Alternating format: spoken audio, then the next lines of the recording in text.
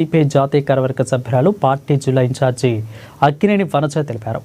CPI Eluru జిల్లా ద్వితీయ మహాసభలో భాగంగా రెండో రోజు రాధా గార్డెన్స్లోని కారుమూడి సత్యనారాయణ రెడ్డి ప్రాంగణంలో బొత్తల వెంకటేశ్వరరావు వేదికపై ప్రతినిధుల సభ జరిగింది. ఈ సభకు సిపిఐ రాష్ట్ర కమిటీ సభ్యులు, కంట్రోల్ కమిషన్ కార్యదర్శి బండి వెంకటేశ్వరరావు, జిల్లా కార్యవర్గ సభ్యులు కంచర్ల గురవయ్య, ఆంధ్రప్రదేశ్ మహిళా సమైక్య ఏలూరు జిల్లా అధ్యక్షురాలు వరక శ్యామల అధ్యక్షవర్గంగా వ్యవహరించారు. ఇక తొలుత బండి వెంకటేశ్వరరావు గత మహాసభ నుండి ఈ మహాసభ వరకు మరణించిన ప్రముఖులు, సిపిఐ నాయకులకు సంతాప తీర్మానాన్ని ప్రవేశపెట్టగా ప్రతినిధులు సభ 2 నిమిషాల పాటు మౌనం పాటించింది. ఇక సిపిఐ పార్టీ శ్రామిక వర్గ నీతిని కలిగి ఉండాలని, ప్రజా సమస్యలపై చిత్తశుద్ధితో పనిచేయాలని వారు అన్నారు. ఇక దేశాన్ని మత కుల ఆధిపత్యం వైపు వెళ్లే విధంగా బీజేపీ, ఆర్ఎస్ఎస్ ప్రయత్నిస్తుందని విమర్శించారు. రాజ్యాంగం కల్పించిన పేదల హక్కులను నాశనం చేయాలన్న ప్రయత్నంలో భాగంగానే ఈ యొక్క విధమైన దుశ్చర్యలకు పాల్పడుతుందని వారు ఆగ్రహం వ్యక్తం చేశారు. 53 ఏళ్ల కమ్యూనిస్టు ఉద్యమ చరిత్ర చింతలపూడి ప్రాంతం 100 సంవత్సరాల శతాబ్ది ఉత్సవాలు జరుపుకునే నేపథ్యంలో 83 సంవత్సరాల ఉద్యమ చరిత్ర కలిగినటువంటి ఈ ప్రాంతంలో తొలిసారిగా మహాసభ జరుపుకోవడం అనేది నిజంగానే మనకందరికీ కూడా చాలా గర్వకారణం. మేము చాలా చిన్నతనంలో ఈ ప్రాంతం నుంచి వెళ్ళిపోయాం. కానీ ఏలూరులో చదువుకునేటప్పుడు ఈ ప్రాంతానికి బాగా తరచుగా వచ్చేదాన్ని. ఏలూరులో 4, 5, 6 చదువుకునే కాలంలో కమ్యూడు సత్యనారాయణ రెడ్డి గారు, ఆచార్య గారు వీళ్ళందరూ కూడా మా నాన్నగారికి బాగా దోస్తులు. ఇప్పుడు రంగనాయకులు గారు వీళ్ళందరూ చాలా రెగ్యులర్గా కలుస్తూ ఉండేవారు. సంగప్పారావు గారి ఇంటి పక్కనే ఉండేవాళ్ళం.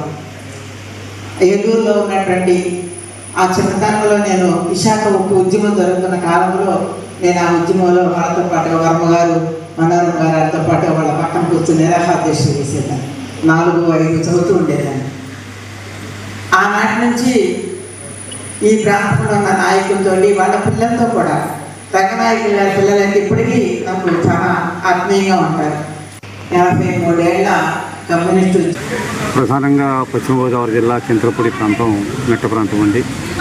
ఈ ప్రాంతంలో దాదాపు 1 శతాబ్ద కాలంగా దళిత, ఆదివాసీ, గిరిజన ప్రజలు మరి అనేక రకాల భూముల్ని స్వాధీనం చేసుకొని వాళ్ళు ఈనాటికి తమ చేతుల్లో పెట్టుకొని పంటలు పండించుకుంటూ ఉన్నారు.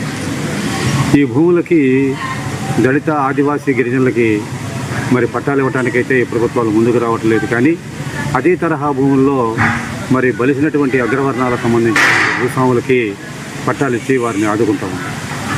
రెండవది, ఈ ప్రాంతంలో ఇంతవరకు ఎవరు మరి ఇక్కడ ఉన్నటువంటి యువతకు కానీ లేదా మరి ఇతర టెక్నీషియన్లకు సంబంధించినటువంటి విద్యను అభ్యసించిన వాళ్ళకి ఉపాధి కల్పించేందుకు పారిశ్రామిక విధానాన్ని ఈ యొక్క రాష్ట్రంలో, ఈ యొక్క చింతలపూడి తాలూకాలో ఎవరు ముందుకు తీసుకురాలేదండి.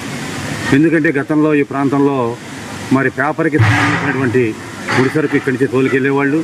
దాన్ని గుర్జుగా మార్చేందుకు ఇక్కడ మరొక పారిశ్రామిక వాడని ఒకదాన్ని ఏర్పాటు చేయండి. అది పేపర్కి, అలాగే ఇతర బట్టల తయారీకి కూడా గుర్తు పనిచేస్తుంది.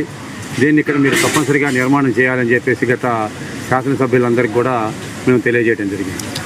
దాంతోపాటు ఈ ప్రాంతంలో ఉన్నటువంటి మెట్ట ప్రాంతం కనుక కేవలం వర్షాధారితంగా మరి ఇక్కడ పంటలు పండుతూ ఉన్నాయి. ఇటు తమ్మిలేరు, అటు ఎర్రకాలువలో నీళ్లు ఉన్నంత కాలమే ఇక్కడ బావుల్లో కానీ ఈ బోర్లలో కానీ నీళ్లుంటాయి. ఈ యొక్క నీటి సౌకర్యాన్ని కల్పించడానికి చింతలపూడి ఎత్తిపోతల పథకాన్ని గతంలో మనం ఉద్యమాల ద్వారాగా వామపక్ష డిమాండ్ చేయగా దాన్ని మరి ముందుకు తెచ్చారు, కానీ దాన్ని పూర్తి చేయలేదు. ఈ విధంగా ఇక్కడ ఉన్నటువంటి ఆహార ఉత్పత్తులు మొత్తం తగ్గిపోయి కేవలం పామాయిల్ మీదనే ప్రజల్ని ఆధారపడేలాగా మరి ముందుకు తీసుకొచ్చింది. మరి ఈ విధంగా కేవలం ఆయిల్ ఫామ్స్